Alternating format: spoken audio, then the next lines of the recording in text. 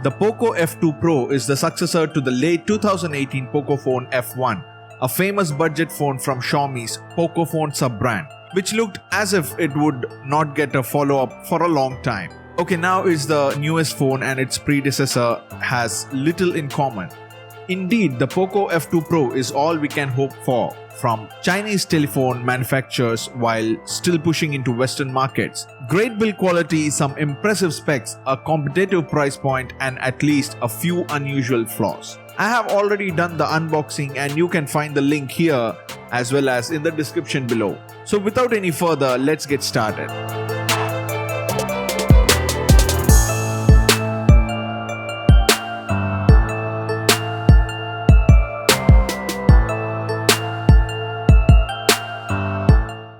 The Poco F2 Pro incorporates a matte glass finish aluminum frame. While the phone is comfortable in the hand, and you should remember that its matte finish makes it pretty slippery, fortunately in the Poco F2 Pro box, Xiaomi has thrown a grippy case,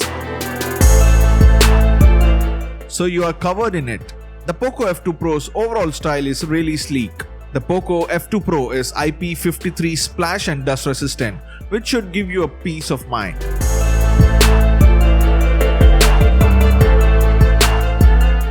Starting from the right, there are volume rockers and the power button, which has a nice red pinch. Moving to the bottom, we find the single bottom firing speaker, mic, USB-C port and the SIM card slot. It is a dual nano SIM slot with no option to expand the memory. Thanks to the motorized selfie camera, Xiaomi was able to provide a 3.5mm audio jack and IR blaster, which are not actually available on most of the Android phones nowadays. Along with that, we get a mic as well. Another interesting thing about the pop-up camera is light notification, which is a wonderful work of Xiaomi, thus making more bezel-less display.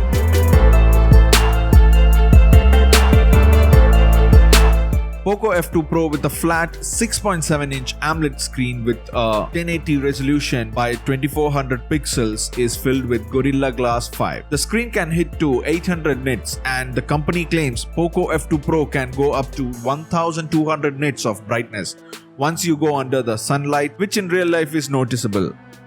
Content viewed on Poco F2 Pro looks pretty good, mostly due to the resolution, HDR10 Plus and the way films and games can fill the entire screen. So it is a huge improvement. But one thing I should note now is that one of these fashionable high refreshment displays is not in the Poco.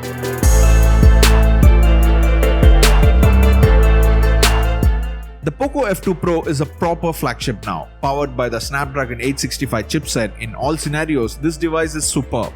The phone never feels like it's powerless. On the contrary, computing capacity is obviously still overwhelming. Xiaomi says there is in the phone a vapor chamber with several stacks of graphites for cooling purpose. Definitely showing that even when you play heavy 3D games, the phone hardly gets heated.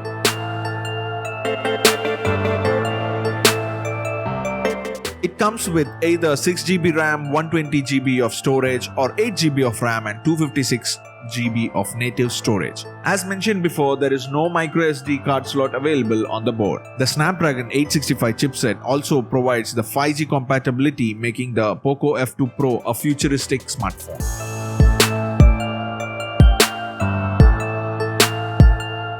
The device comes with the MIUI 11 on top of Android 10. If you don't know about its particular characteristics and features, MIUI certainly will put you off at first. But I promise you that this is one of the most powerful Android custom interface. But one thing's certain, if you haven't previously been using MIUI, you may have to spend some time learning about the system because it is a long way from stock Android. There are some minor but irritating software bugs present on our Poco F2 Pro, which I think will be solved in the upcoming updates.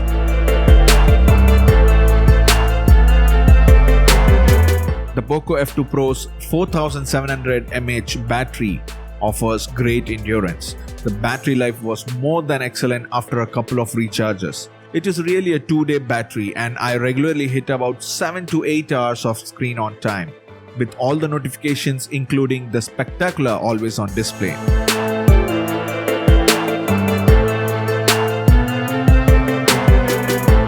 The ultra-fast charging speed is another fantastic aspect of the Poco F2 Pro. The charger will take the phone to full in just 63 minutes, although it is just rated at 30 watts, which is very impressive because of the huge battery capacity. Don't forget to follow me on my social media handles and also subscribe to the channel and click the notification bell.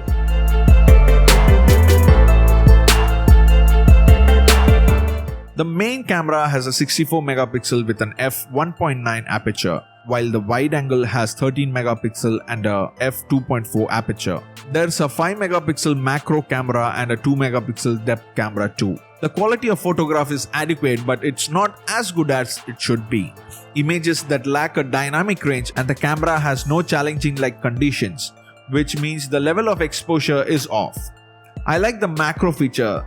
Such modes are always hit or miss with poor focus efficiency, but the Poco F2 Pro focuses well. When you want to take pictures of insects and flowers into nature, this is a device you should consider working with. Portrait mode is well known, however, the various exposure and the dynamic range problems in the main camera are affected.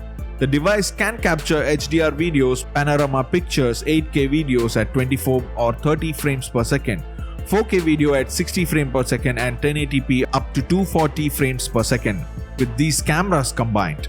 Xiaomi also says that 1080p video up to 960 frames per second can be captured. The selfie motor camera has an f2.2 aperture of 20 megapixel. The camera when comes out has a customized color on the sides and sounds as well. This may be looking gimmicky, but it's nice and refreshing. Same way the camera performance as well. The background separation is really good in the portrait modes with good details. They can take videos in 1080p and 720p both at 30 frames per second.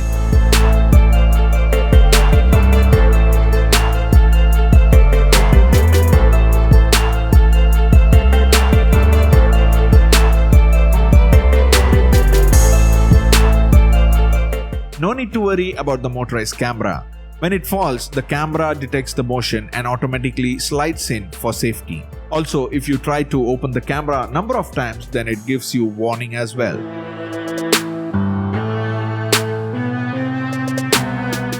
The face recognition is faster than the fingerprint sensor, which is situated on the screen.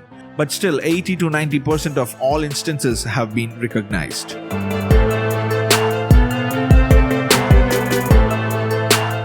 The Poco F2 Pro seems to tick a lot of boxes with gorgeous and flat OLED display, excellent performance, good image quality, superb battery life with very fast charging, headphone jacks on the deck, and moreover affordable pricing for a 5G ready flagship. It has a lots of annoying bugs on MIUI, and the lack of zoom camera are the minor cons that I noticed. The cameras look good, and under the hood there is plenty of processing power. If you like flat displays or pop-up cameras, you will also like the phone. With that being said, this is Manish and you are watching TechnSpice. We'll catch you in the next one. Until then, stay safe, take care, bye.